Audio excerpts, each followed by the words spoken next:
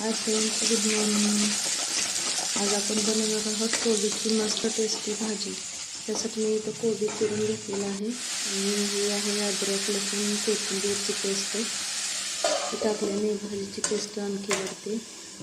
ते मी तेलामध्ये टाकून घेत आहे. त्याच्यानंतर कोबी टाकायचं. कोबी कसं त्याला अंगचंच पाणी सुटतं, त्यामुळं पाणी टाकून अजिबात करायचं नाही.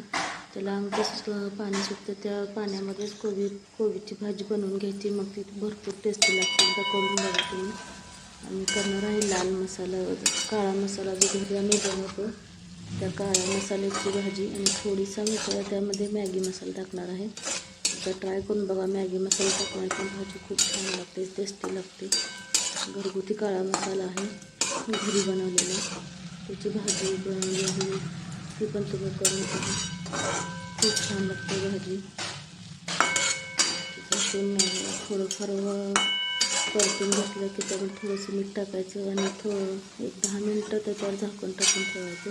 म्हणजे कोबी एका वाफेमध्ये शिजून निघतो. ते झाल्यानंतर मग त्यामध्ये तिखट मसाला आणि शेंगा भाजून त्याचं बारीक केलेलं कूट टाकायचं आणि त्याच्यानंतर 1-2 मिनटं झाकून ठेवायचं. आपली भाजी रेडी होते खाण्यासाठी.